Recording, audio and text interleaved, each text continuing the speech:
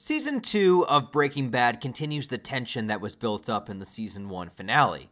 Wanting to make as much money as possible, Walt and Jesse are dealing with Tuco Salamanca, somebody who is completely unstable, gets high on his own supply, and is willing to beat a man to death for the smallest of mistakes.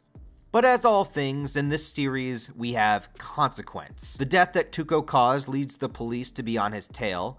So Tuco takes it upon himself to get out of Dodge, but he kidnaps Walt and Jesse, planning to take them with him down to Mexico, to continue using Walt for his production of meth and contemplating killing Jesse because, well, he just doesn't like him.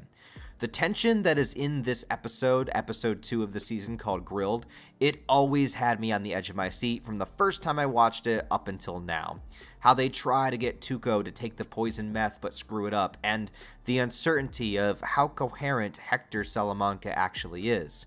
This old guy that is completely spaced out, or seemingly so, but we find he is absolutely capable of both hearing and understanding, he's just unable to speak or stand.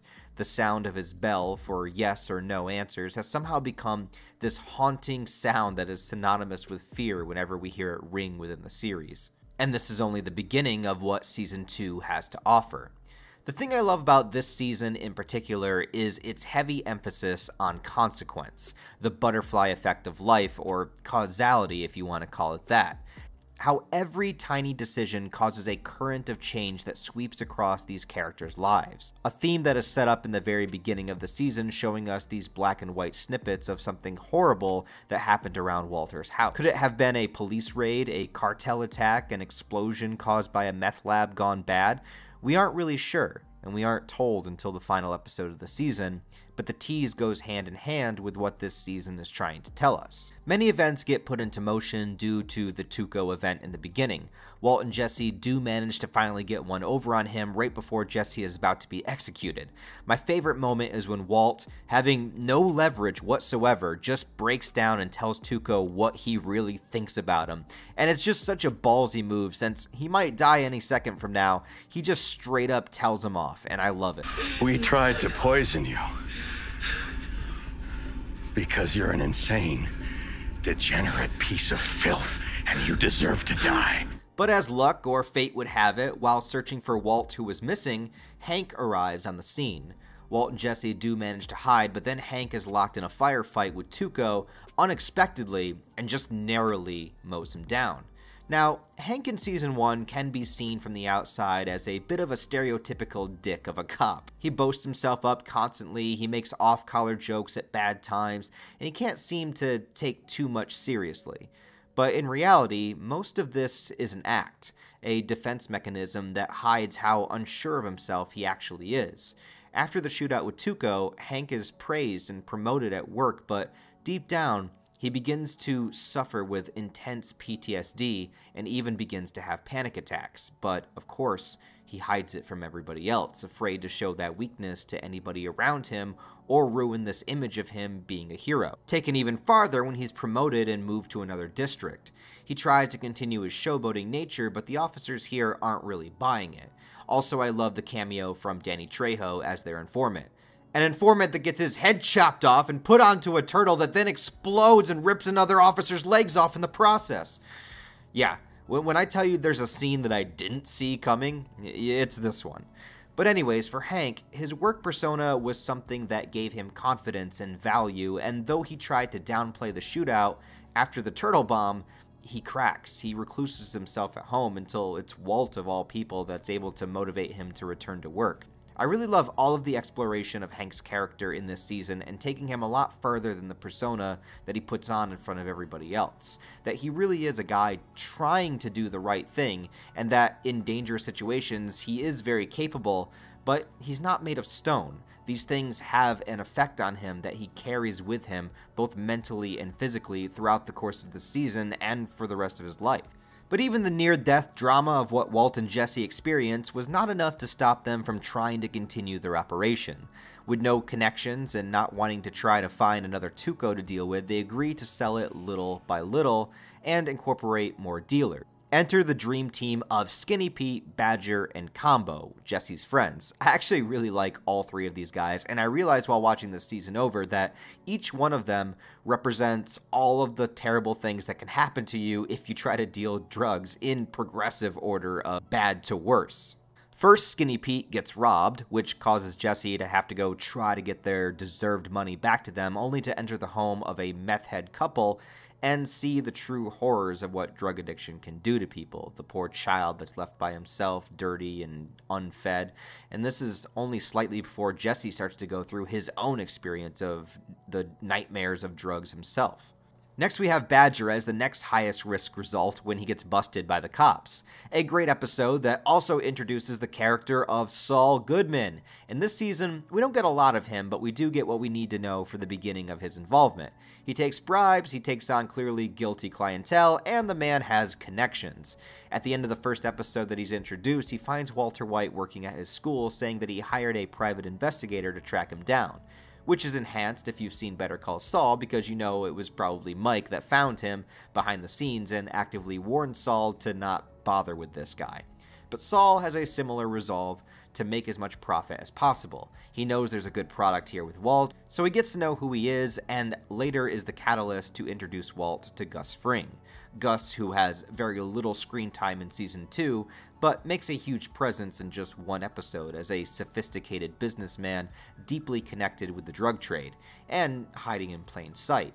But this only happens because of our boy Combo. Yes, the third and highest setback for drug dealing, Combo is killed.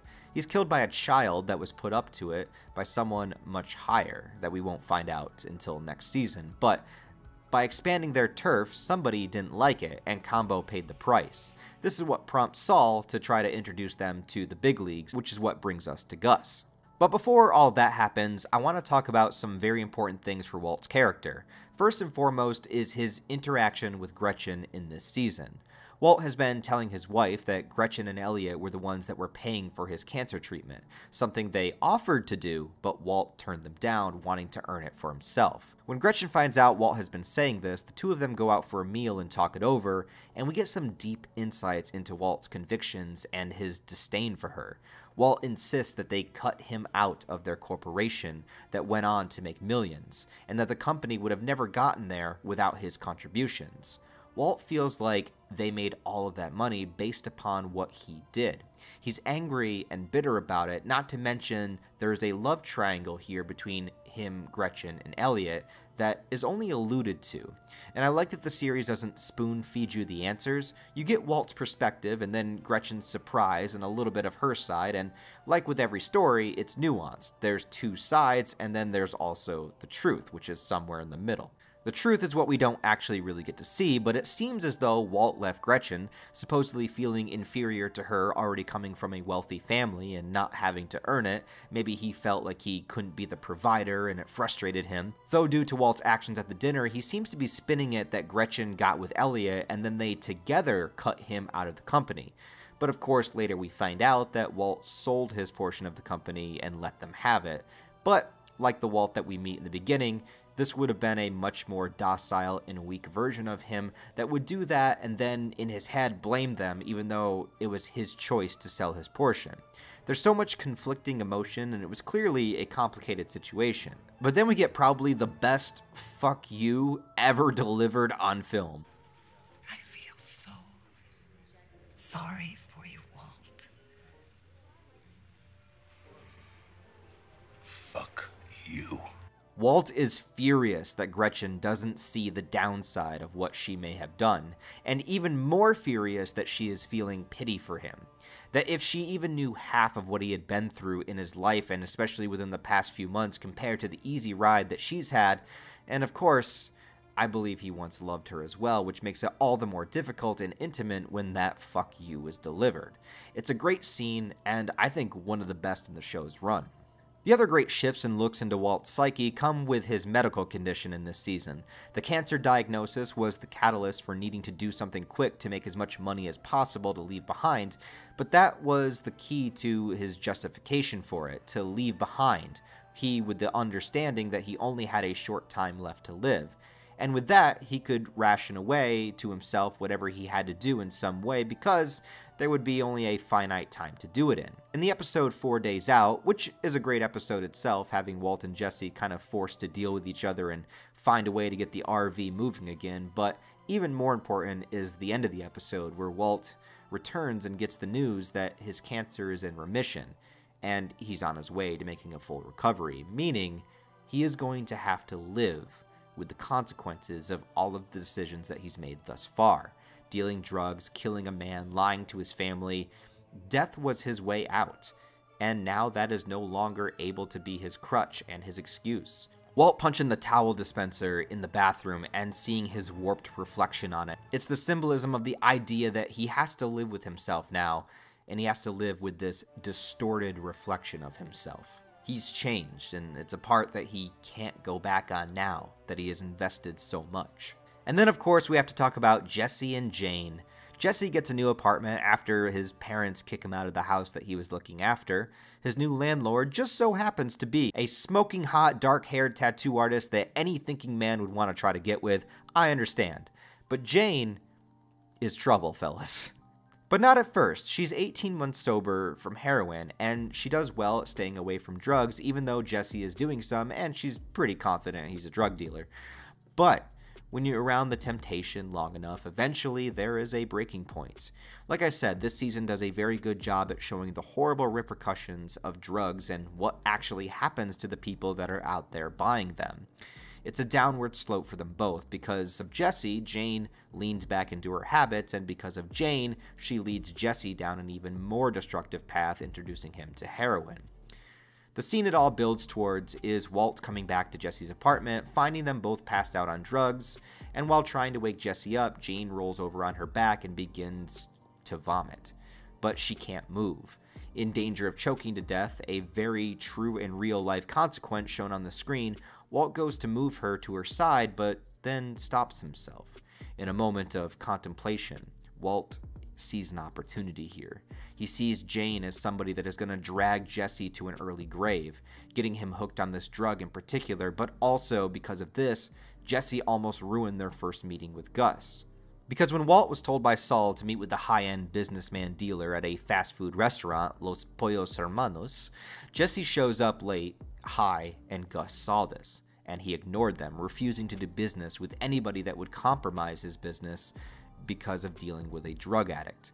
The next day, Walt is able to discern who Gus is, the actual owner of the restaurant, and Gus, vaguely but specifically, telling Walt that he wants nothing to do with him, mostly because of Jesse. But in one last-ditch effort, Gus allows Walt one chance to make a deal, to bring all of their meth at once to a location for a payment of $1.2 million. With that neat compromise of a deal of a lifetime, along with Jane blackmailing them for Jesse's cut before he got clean, Walt suspects Jane will be the end of it all. His only chance to save Jesse is for her to be out of the picture, and in this moment, he doesn't even need to do anything. But that's the thing. He does nothing. Maybe not murder, but not far from. Bryan Cranston, the actor, said that while doing this scene, he thought about his own daughter, which is what gives him such an honest reaction. Even if Jane is the problem, Jane is somebody's daughter. Even the character of Walt in the series just had his newborn girl before this moment happened. This could be anybody's daughter. It could be his daughter one day. But still, he holds back, and Jane dies. In the finale of the season, we are introduced to Mike for the first time, the man Saul sends to clean up the mess and tell Jesse what to do to avoid arrest. Apparently, this was actually supposed to be Saul himself, but the actor couldn't make it originally, so they wrote a brand new character. Enter Mike, which is just one of those amazing coincidences since Mike not only goes on to become a fan favorite in Breaking Bad, but he also becomes a main character in Better Call Saul. But anyway, I saved this final talking point for last because this is basically how the season ends, so it makes the most sense to talk about it here. We have to talk about Skyler for a bit. I said in my season 1 review, I think that she gets way too much hate, and the finale of season 2 is one of the prime reasons why, because she lays it all on the line here, and she makes a lot of sense. From her perspective, her husband is always disappearing, she knows he's lied to her, and is no doubt keeping something important from her. She suspected he had 2 phones, he denied it over and over, but then he outed himself when he was under the anesthesia. She spent, from the moment that he was diagnosed, to help him the best that she could. She tried to get him the best care, she tried to get him the best treatment, she was searching for him when he was missing, and all the while, there was this secret that she couldn't figure out. She finds out that when he left for 4 days to visit his mom, so he said, he didn't even go there, even though she dropped him off and picked him up at the airport. She is 100% in her right to call him out on all of this, and she's only acting how a normal person would act in this situation.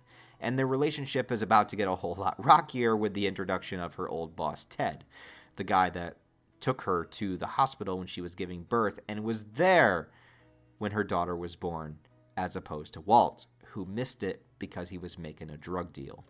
The end of the season has her leaving Walt alone in the house, only to have the season opening teasers finally be revealed.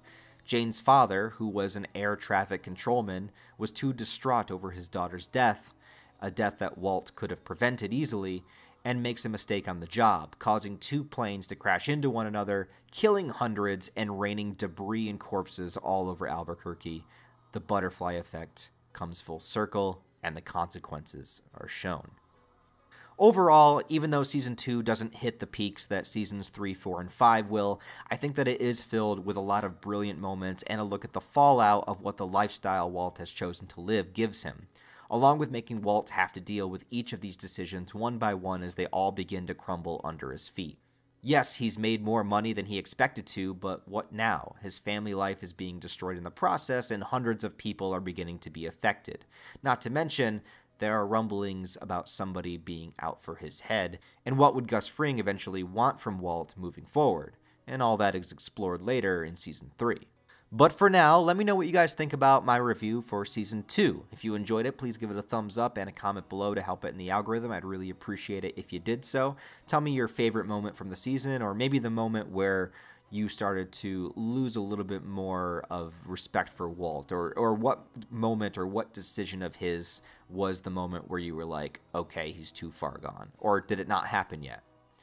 Also, consider subscribing to the channel if you would like to see more reviews, and if you want to support the channel on that deeper level, I do have channel memberships available, as well as a Patreon, which is linked down below. Other than that, guys, I hope you all have a wonderful rest of your day, and I'll talk to you next time.